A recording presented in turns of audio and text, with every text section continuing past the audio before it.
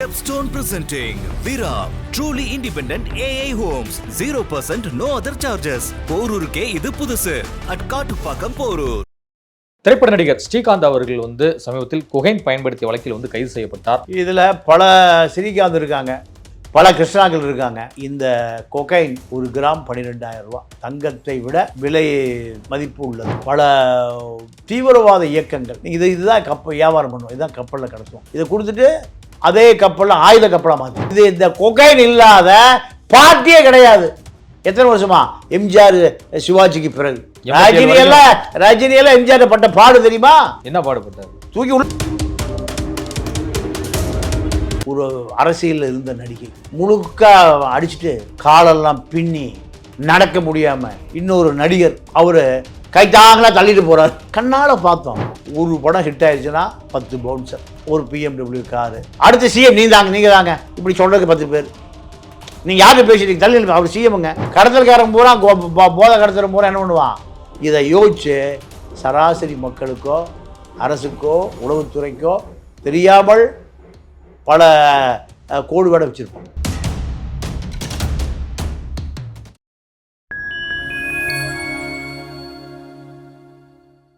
Fine time media நேயர்களுக்கு வணக்கம். நான் உங்கள் சங்கீதுகன். நம்ம சிறப்பு நிகழ்ச்சியில் நம்மோடு இணைந்திருக்கிறார் மதிப்பிற்குரிய மூத்த பத்திரிகையாளர் திரு தமிழா பாண்டியன் அவர்கள். வணக்கம் சார். வணக்கம். எப்படி சார் இருக்கீங்க? நல்லா இருக்கு. திரைப்பட நடிகர் ஸ்ரீகாந்த் அவர்கள் சமீபத்தில் கொகைன் பயன்படுத்திய வழக்கில் கைது செய்யப்பட்டார். அப்புறம் போலீஸ் விசாரணையில் பாத்தீங்கன்னா பல உண்மைகளை கொட்டி தீர்த்திருக்கிறாரு.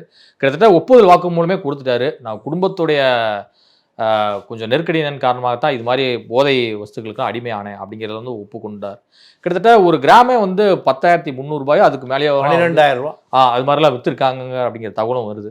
தற்போது கிடைத்திருக்கக்கூடிய தகவல் என்ன அப்படின்னா, கிருஷ்ணா கைது செய்யப்பட்டு அவரும் 10 மணி நேரத்துக்கு மேலாக விசாரணையில் ஈடுபட்டு இருக்கிறார். பிளஸ் போலீஸாரும் கிடுக்குப்பிடி போட்டு விசாரிச்சுட்டு வர்றாங்க.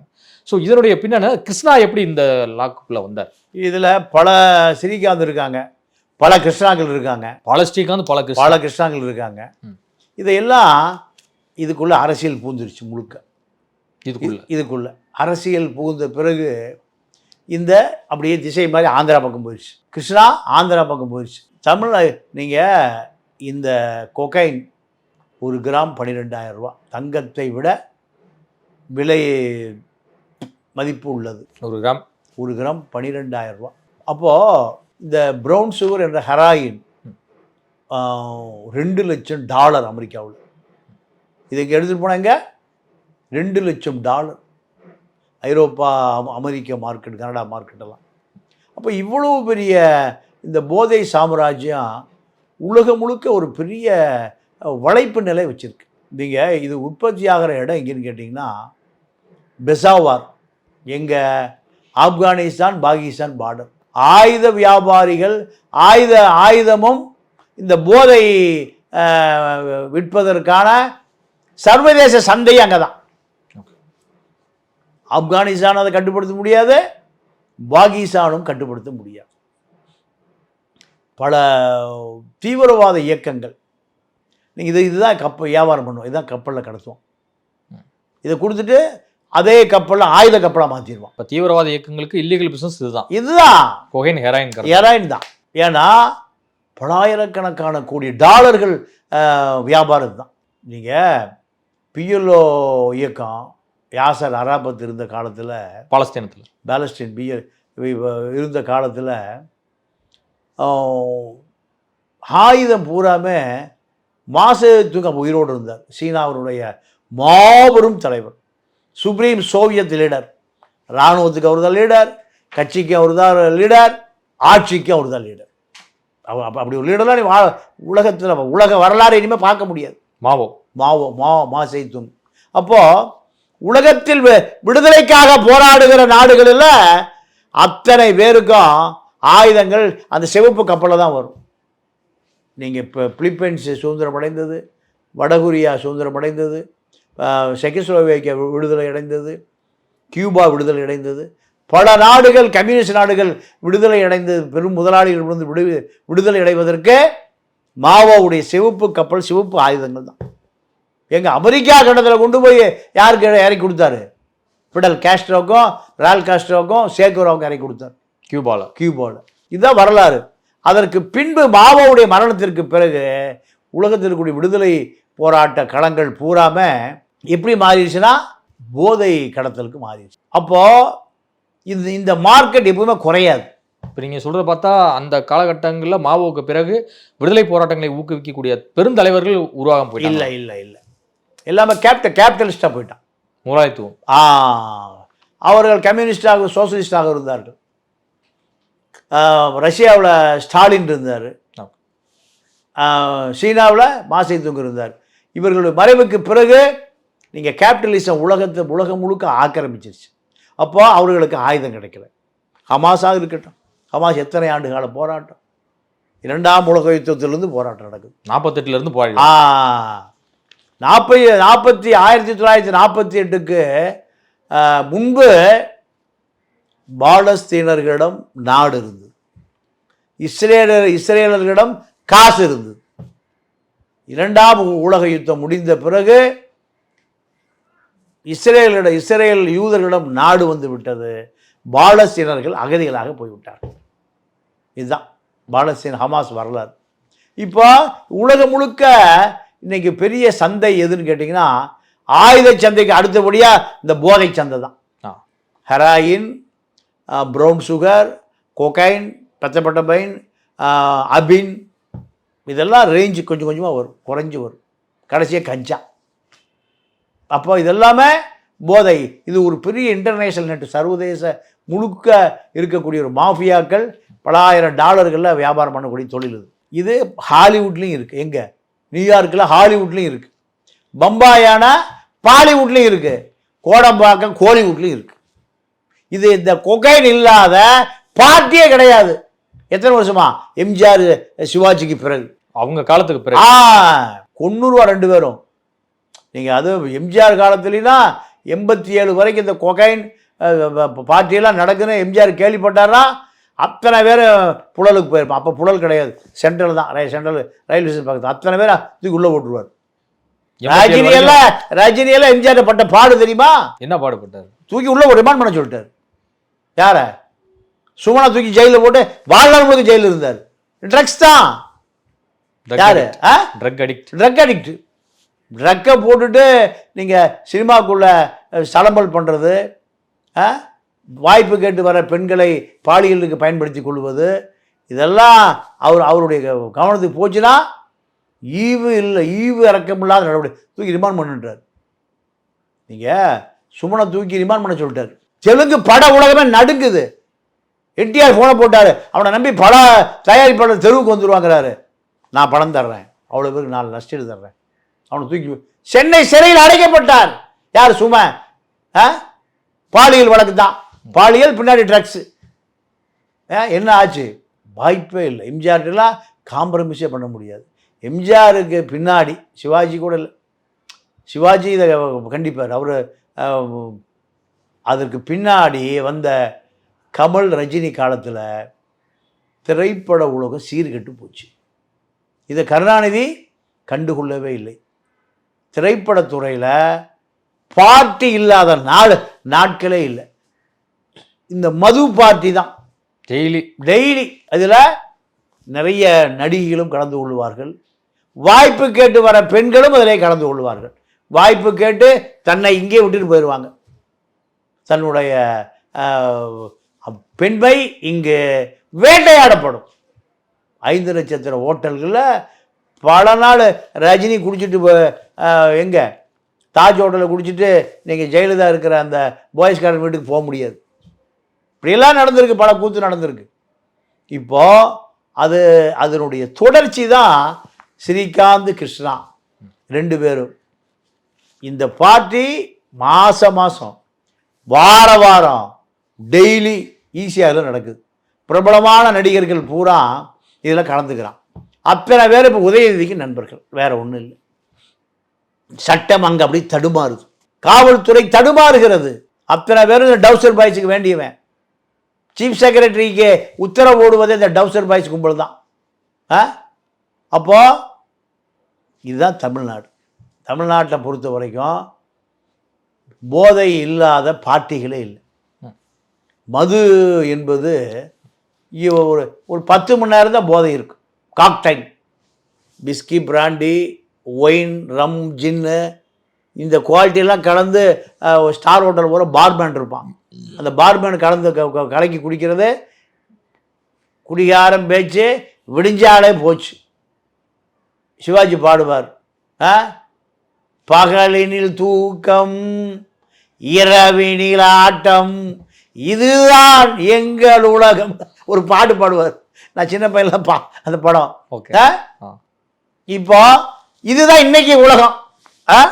எப்போ நம்ம தனுசு காலம், சிம்பு காலம், விஜய் காலம், இதெல்லாம் என்ன? பகலினில் தூக்கம் இரவினில் ஆட்டம். இப்ப நீங்க சொல்றத பார்த்தா பாடகி சுசித்ரா அவர்கள் வைக்கிற 100% உண்மை.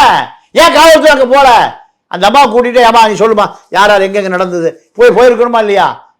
போறதுக்கு எந்த காவல்துறைக்கு தைரியம் இருக்கு? எந்த ஐபிஎஸ் அதிகாரிக்கு தைரியம் இருக்கு? சொல்லுங்க. வாய்ப்பே இல்லை. எல்லாம் எங்க முங்கி கிடக்கு? அரசியல்ல முங்கி கிடக்கு. இளிச்சவாய பயலுவா யாரு? ஸ்ரீகாந்துக்கு பின்னாடியில் அரசியல் இல்லை. ஆந்திராவில் இருக்க கிருஷ்ணாவுக்கு பின்னாடி அரசியல் இல்லை. இந்த கேட்டமைன் சுவைக்காத நடிகர்களே இல்லை. இதை சுவைக்காத நடிகைகளே இல்லை. ஏன் அங்கெல்லாம் போல? நடிகை இல்லாமல் எப்படிங்க பார்ட்டி இருக்கும்? இல்லை, இது மாதிரி கொகைன்னா நடிகைகள் தான் அதிகமாக சாப்பிட்றதே. இதில் நடிகைகள் தான்.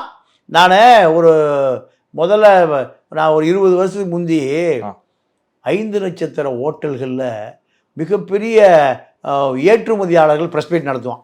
தங்களுடைய நிறுவனங்களுடைய ப்ரொமோட் எக்ஸ்போர்ட் பண்ணுற பிஸ்னஸ். நாங்கள் இந்த வருஷம் ஒரு 100 கோடி ரூபாய் எக்ஸ்போர்ட் பண்ணியிருக்கோம். எங்கள் ப்ராடக்ட் சர்வதேச நாடு முழுக்க பெரிய அளவில் போயிட்டுருக்கு. இது நாங்கள் லோக்கல் லான்ச் பண்ணுறோம். ப்ரெஸ் மீட் நடக்கும். அப்போது 5 நட்சத்திர ஹோட்டலில் ப்ரெஸ் மீட் நல்ல சாப்பாடு கிடைக்கும். இது கடல் ஊர்வனம் பரப்பணம் எல்லாம் கிடக்கும். அப்போ நாங்கள்லாம் ஒரு பரப்புறது நடக்கும், எல்லாம் நடக்கும். எல்லாம் காக்டைல். ஒரு டின்னர் குறைந்தபட்சம் 10,000 ரூபா இருக்கும். நான் சொல்றது 25 வருஷத்துக்கு முந்தி. அப்போல்லாம் இப்போ நாங்கள்லாம் இளைஞர்கள், இப்போ இளைஞர் தான், அது வேறு விஷயம். பறந்து கட்டிட்டு போவோம். போனால் நாங்கள் காக்டைல்லாம் சாப்பிட்றது இல்லை. ஏன்னா எல்லா நிறுவன முதலாளியும் வந்திருப்பான். அப்போ நாங்கள் 5 நட்சத்திர ஹோட்டலில் போய் 5,000 ரூபாய் சாப்பிட முடியுமா? 25 வருஷத்துக்கு முந்தி. அப்போ சாப்பிட்றது. அப்போ பல காட்சிகளை பார்ப்போம். ஏன்னா நாங்களாம் 9-10 மணி ஆகும் அங்கேருந்து போகிறதுக்கு. நாங்களாம் மோட்டார் சைக்கிளில் தான் போவோம். அங்கே பிஎம்டபிள்யூ பென்ஸு அன்றைக்கெல்லாம் ஒரு 5 நட்சத்திர ஹோட்டல் தான். Connemara, Taj, Chola, Adyar park. இன்றைக்கி தான் இது ஈசிஆரில் லீலா பேலஸ் வந்துருச்சு. இல்லை இதில் எம்ஆர்சி நகரில் சோமர்செட் வந்து லீலா பேலஸ், 7 நட்சத்திர ஹோட்டலு, அதே போல் ஐடிசி பார்க், அதெல்லாம் அன்றைக்கி இல்லை. அப்போது ஒரு அரசியலில் இருந்த நடிகை, அந்த நடிகை முழுக்க அடிச்சுட்டு காலெல்லாம் பின்னி நடக்க முடியாமல் இன்னொரு நடிகர் அவர் கைத்தாங்களாக தள்ளிட்டு போகிறார். நடிகை பேர் வேண்டாம், நடிகன் பேர் வேண்டாம். கண்ணால் பார்த்தோம். என்னப்பா அதான், ஆமாம் இதுதான். இதெல்லாம் சகஜமாக நாங்கள் பார்ப்போம். சோழாவில் பார்ப்போம், தாஜ் ஹோட்டலில் பார்ப்போம், அடையார் பார்க்கில் பார்ப்போம், கன்னிமராவில் பார்ப்போம். அப்போ இதெல்லாம் படம் எடுத்துடக்கூடாது. படம் எடுத்தா முதலாளி வேலையை விட்டு விரட்டி விட்டுருவோம். அது அச்சில் ஏறாது. 5 நட்சத்திரம் இது. அப்புறம் தான் இது கட்டினாங்க. இது கிண்டியில் இருக்க ராயல் மெரிடியன். இப்போ இங்கெல்லாம் நீங்கள் தொடர்ந்து நடிகைகள் குத்தாட்டம் போட்டுட்டு நடக்க முடியாமல் முழுக்க சரக்கில் தள்ளித்தப்பாரி நீங்கள் வந்து நடிகர் ஏற்றி கொண்டு காரில் வச்சு பூட்டிகிட்டு வருவோம். இப்படியெல்லாம் நடக்கும். நான் இன்றைக்கி நேற்று ஒரு இதில் படித்தேன். ஜெய்சங்கர் எப்போவுமே நைட்டு விடிய சரக்கு அடிச்சுட்டு மத்தியானம் 2 மணிக்கு தான் ஷூட்டிங் ஸ்பாட்டுக்கு வருவார். யார்? ஜெய்சங்கர். அப்போது ஒரு நாள் 2 மணிக்கு வந்திருக்காரு. ரஜினி சாப்பிட்டு இருந்தாராம். அப்போது தன்னுடைய உதவியாளர் கூட கேட்டாராம், இந்த ரஜினி எப்போயா வந்தான் அப்படின்னு. அவர் காலையில் 7:30 மணிக்கே வந்துட்டார். ஏன்னா 6 மணி வரைக்கும் 2 பேரும் குடிச்சிட்டு இருந்தோம். அன்னைக்கெல்லாம் கொகைன் கிடையாது, சரக்கு தான். Black dog, Johnnie Walker black dog எவ்வளவு? ஒரு ஃபுல்லு 10,000 ரூபா அந்த காலத்துலேயே. இன்னைக்கு அது இன்னைக்கு 20,000 ரூபா 30,000. அப்போ என்ன சொன்னாரா ஜெய்சங்கர்? 6 மணி வரைக்கும் குடிச்சிட்டு இருந்தான், கூட 2 பேரும் தான் குடிச்சிட்டு இருந்தோம். 7 மணிக்கு ஷூட்டிங் ஸ்பாட் பண்ணிட்டானா? தொழிலில் திறமையாக இருக்கியா, முன்னுக்கு வந்துடுவாயா? யார் சொன்னது? ஜெய்சங்கர். அப்போ சினிமா துறையில் குடி, பீடி, லேடி இல்லாதவன ஒரு பேடி. இதே சினிமா அப்படி சொல்றேன் இல்லைங்க, சினிமா வசனங்க. எத்தனையோ கலைஞர்கள் நல்ல படைப்புகள் நீங்க அப்படிலாம் தங்களுடைய வாழ்க்கையை அர்ப்பணிக்கிறாங்க கலைக்காக. அதாவது அப்படிலாம் எவனும் இல்லைங்க. அதெல்லாம் யார் காலத்தில் போச்சு? நான் தான் முதலே சொல்கிறேன், எம்ஜிஆர் காலத்தில் போச்சு, NS கிருஷ்ணன் காலத்தில் போச்சு, PU சின்னப்பா காலத்தில் போச்சு, தியாகராஜ பாதர் காலத்தில் போச்சு. அதெல்லாம் அன்னைக்கு இன்னைக்கெல்லாம் அப்படி இல்லை. இன்றைக்கி வரும்போதே எப்படி வர்றான்னு கேட்டிங்கன்னா, திரைப்படத்துறையில் ஒரு படம் ஹிட் ஆயிடுச்சுன்னா 10 பவுன்சர், ஒரு BMW காரு, அடுத்த CM நீங்கள் தாங்க இப்படி சொல்கிறதுக்கு 10 பேர். நீங்கள் யார்கிட்ட பேசிட்டீங்க? தள்ளி அவர் CMங்க. விஷால் ரெட்டி CM, கார்த்திகை CM, அப்போ ராமராஜன் CM. எங்கே? திரைத்துறையில் Bhagyaraj CM, T Rajendra CM, Sarathkumar CM, Sarathkumar, Vijayakanth CM, Vijay CM. எத்தனை CMங்க தமிழ்நாட்டுக்கு? ஒரு படம் நடிச்சுட்டா முட்டாப்ப 500 ரூபா கொடுத்து டிக்கெட் வாங்கி பாட்டான்னா CM. இப்போ இந்த சினிமா துறை எங்கே நிற்குதுன்னா கோகைன் கோடம்பாக்கமாக மாறிப்போச்சு. வெள்ளி தட்டில் வச்சு விஜய் வீட்டில் எல்லாம் கொண்டு வந்தாங்க, நாங்கள்லாம் எடுத்து சுசித்ரா சொல்லுது. எல்லா நடிகர் வீட்டிலும் நடக்கக்கூடிய அந்த பார்ட்டியில் இப்போ மதுவெல்லாம் ஒரு சாதாரண விஷயம். ஒரு கிராம் 12,000 ரூபா, அதுதாங்க எங்கள் மரியாதைக்கு, எங்கள் ரேஞ்சுக்கு. ஒரு கிராம் 12,000 ரூபா. தங்கம் ஒரு கிராம அது கம்மியாக தான் இருக்குது, 10,000 தான் கிராம். ஒரு பவுன் இன்னைக்கு 78,000 ரூபா. அப்போ 7 கிராம் 70,000 80,000 தான். இது 12,000. அவர் 1/4 கிலோ நான் வாங்கி வச்சுருக்கேன். யார் சொல்கிறா? சரிக்காது சொல்கிறார். 1/4 கிலோ 250 கிலோ, சாரி 250 கிராம். 250 12,000 போடுங்க, எவ்வளோ ஆச்சு? பல லட்சத்துக்கு போகுது. பச்சை குழந்தை பால் இல்லாமல் சாவுது. பச்சை பள்ளிக்கூடத்துக்கு ஃபீஸ் கட்ட முடியாமல் சாவுறான். இந்த கோடம்பாக்க கோகைன் பார்ட்டிகள் ஒரு கிராம் 12,000 ரூபான்னு 1/4 கிலோ வாங்கினாராம். சொல்கிறார் பார்த்தீங்களா? அன்னைக்கு ஒரு பார்ட்டி, அந்த பார்ட்டி யாரா கலந்துக்கிட்டா? யார் ஆளா? போலீஸ் லிஸ்ட் எடுக்கணுமா இல்லையா? ஏங்க 1/4 கிலோ ஒரு ஆளை தின்ட்டு ஆட்டை போட்டானா? 1/4 கிலோ தின்னா செத்து போயிடும், கிட்னிலாம் வெடிச்சிடும், டாப் டொப்னு வெடிச்சிடும். அப்போ உடல்ல ஒண்ணுமே உள்ள போகும், முடிஞ்சது அவ்வளோதான். அப்போ இந்த 250 கிராம் பார்ட்டி யார் நடந்தது? நார்கோட்டிக்ஸ் டிபார்ட்மெண்ட்ல விசாரிக்கணுமா இல்லையா? நேரம் ஆந்திரா போயிடுச்சு. ஏன்னா உள்ளூரில் பார்ட்டி நடந்திருக்கியா? யார் வீட்டில்? சிரிக்காத வீட்டில் பார்ட்டி நடந்திருக்கு. எத்தனை பேர் கலந்துக்கிட்டான்? யார் மொத்தத்தில் எங்கெங்கே கலக்குனான்? எவன் சாப்பிட்டான்? எவ்வளோ எடுத்துகிட்டு போனான்? இதை இன்வெஸ்டிகேஷன் பண்ண இல்லை. அங்கே அரசியல் இருக்குது, அங்கே அரசியல் இருக்குது. போலீஸ் ஸ்டேஷன் போனோடனே கேட்பான். ஒரு போலீஸ் பிடிச்சிட்டு போயிடுவான் ஒரு அக்யூஸ்ட்டை. போனோடனே SI கேட்பார், டேய் எந்த ஊர்ரா? கொப்பன் பேருன்றா, கொப்பன் எந்த கட்சியில் இருக்கான்? அடுத்து ஐயா திமுக இருக்கா. அப்படியா, சரி ஓரமாக உட்கார். இதுதான் இங்கே அரசியல். இல்லை, ஸ்ரீகாந்த் தான் ஸ்டேட்மெண்ட் சொல்கிறாரு.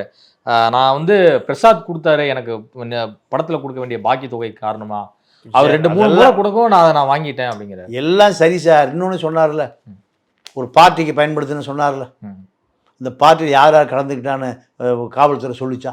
வெளியே வரல. செய்தி வந்துதா? பத்திரிக்கையில் வரல, அச்சு ஊடகத்தில் வந்துதா? காட்சி எதுலேயுமே வரலையே. அப்போ இளிச்சவாய எவனாவது ரோட்டில் ஒரு ஓல்டு உங்கள் கோட்டரை வாங்கி குடிச்சிட்டு தள்ளிட்டு போனான், அடித்து ஏற்றிட்டு போவார் ஏட்டையா, 500 ரூபா கொடுறான். ஏன்டா இப்படி பண்ணிகிட்டு இருக்கிற? எவ்வளவு? 500 ரூபா. அவன் பாவம் கூலி வேலைக்கு போட்டு 300 ரூபா வச்சுருப்பான். ஏன்டா 500 கேட்டால் 300 படா அதையும் வாங்கிட்டு விரட்டி விட்டுருவார். பாவம் மோட்டார் சைக்கிளை வாங்கிட்டு ஒரு ஓல்டு குவார்டர் 150 ரூபாய்க்கு குடிச்சிட்டு தண்ணி பாக்கெட் 1 ரூபாய்க்கு வாங்கி பிளீச்சுன்னு விட்டு அதை கலைக்கு குடிச்சிட்டு மோட்டார் பைக்கில் போனால் நிறுத்து 10,000 கொடு. நடக்குதா இல்லையா? அப்போ இந்த 1/4 கிலோ கோகைனை எல்லாம் யாரும் எதில் போயிருப்பான்? பிஎம்டபிள்யூ, பென்ஸு, ஆடி, லேண்ட் குரூசர் எவனா நிறுத்திருப்பீங்களா? சொல்ற பார்த்தா எல்லாம் கோடிக்கணக்கான கார் தான். இவன் பாவம் ஏதாவது வேலைக்கு கூலி வேலைக்கு போயிட்டு ஒரு குவார்டர் வாங்கி குடிச்சிட்டு இப்போ பிரேக் பிடிக்காத பைக்கில் போயிட்டு இருப்பான் நம்ம மாதிரி. நிறுத்துறான், வாய் ஊது. எத்தனை வாய் ஊதுற கதையை பார்க்குறோம். பிஎம்டபிள்யூ, பென்ஸையும், ஆடி காரையும், லேண்ட் குரூசர் நிறுத்தி இறங்கடா வெளியில், வாயை ஊது. கேட்க முடியுமா? ஏட்டையா கேட்டுருவாரா? எஸ்ஐ கேட்டுருவாரா? இன்ஸ்பெக்டர் கேட்டுருவாரா? ஐஜி லைனில் வருவார். ஏன் அந்த காரை நிறுத்தினா? எதுக்கே அந்த காரை நிறுத்தினா? இதுதான். அப்போது கீழ்நிலை காவலர்களுக்கு எந்த அதிகாரம் இல்லை. மேலே நீங்கள் இவர் பிடிச்சோடனே நேராக ஃபோன் அழுத்து அடிப்பார். யாருக்கு? ஜேசிக்கு, டிசிக்கு, ஏடிஜிபி தான் ஃபோன் போகும். யார்? இந்த லேண்ட் குரூசர்.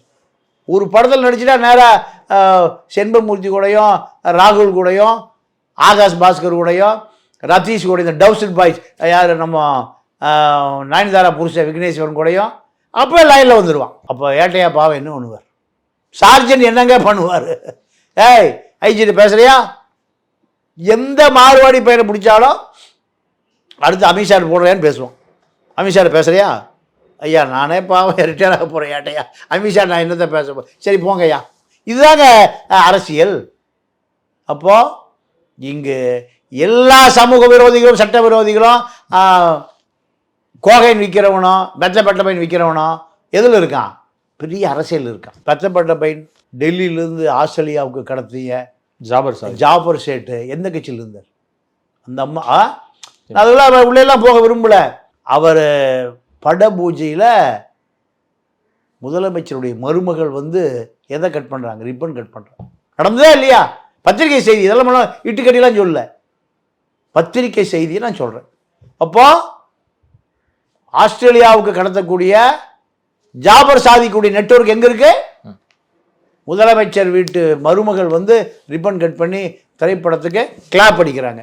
அப்போ அரசியல் இருந்தால் அவன் இது எங்கே யார் பிடிச்சான்னா ஆஸ்திரேலியாவில் கூட இன்டெலிஜென்ஸு டெல்லி கூட சொல்கிறான். டெல்லியில இருந்தால் ஆஸ்திரேலியாவுக்கு வருது எங்கேயோ பாருன்னு அவன் ஏர்போர்ட்டில் போய் பிடிச்சான்.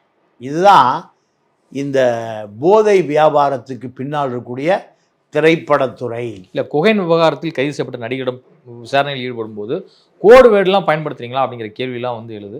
கோட் வேர்டுனா என்ன அர்த்தம்? இவங்களுக்குள்ள அது என்ன மாதிரி லாங்குவேஜாக போகிறாங்க சார்? அதாவது பொருளை நேரடியாக சொல்ல மாட்டாங்க. என்ன சொல்லுவான்னு கேட்டிங்கன்னா, கொஞ்சம் மாத்திரை கொடுத்து அனுப்புங்க தலைவலிக்கு. இதுதான் இதுதான் கோட் வேர்டு. கொஞ்சம் தலைவலிக்கு மாத்திரை கொடுத்து அனுப்புங்க, கொஞ்சம் தைலம் கொடுத்து அனுப்புங்க. எதுக்கு? தலைவலிக்கு. சிம்பாலிக்காக சொல்கிறது. கேட்குறவன் ஏதோ அமர்தானஞ்சன் கொடுத்து நம்ம சொல்கிறோம் தலைவலிக்கு, இப்படி நினச்சிக்குவோம். ஆனால் என்ன பொருள் பூரா நீங்கள் தங்கம் கடத்துறானல்ல, அவன் என்ன மாதிரி சொல்லுவான்? அப்போ மஞ்சள் 2 கிலோ வாங்கிட்டு வா. நீ துபாயிலேருந்து வரும்போது என்ன மஞ்சள்னா என்ன? தங்கம் எப்படிங்க இருக்கும்? பிஸ்கட்டு எந்த கலரில் இருக்கும்? மஞ்சள் கலர். அதான் கோடுவேடு. நம்மளால் என்ன நினைப்பான்? நம்மளுக்கு என்ன கொஞ்சம் பிஸ்கட் வாங்கிட்டு வா, மஞ்சள் பிஸ்கட் என்ன? Gold biscuit. நம்மளுக்கு கோதுமை பிஸ்கட் நினச்சிக்குவான். போய் 10 ரூபாய்க்கு குட்டியாக வேண்டாம் தின்னு, அதுதான் நம்மளுக்கு தெரியும். அவனுடைய கோடு வேடுன்னா எல்லோ மஞ்சள் கொஞ்சம் வாங்கிட்டு வாங்கும், பிஸ்கட் கொஞ்சம் வாங்கிட்டு வந்து வரும்போது ஒரு 2 கிலோ பிஸ்கட் வாங்கிட்டு வந்து. இதுதான் கோடு வேடு. நீங்கள் புலிகள் அந்த இராணுவம் பயன்படுத்துகிற சங்கோஜ வார்த்தைகளை ஒட்டு கேட்டு இவங்க அந்த வார்த்தையை அப்படியே என்டீராக மாற்றினாங்களாம். மிரண்டு போயிட்டான் இந்திய இராணுவம். இதுக்கெல்லாம் அதிகமாக நீங்கள் யோசித்து செய்யணும். கடத்தல்காரன் பூரா போதை கடத்தல் பூரா என்ன பண்ணுவான்? இதை யோசித்து சராசரி மக்களுக்கோ அரசுக்கோ உளவுத்துறைக்கோ தெரியாமல் பல கோடு வேட வச்சுருப்போம்.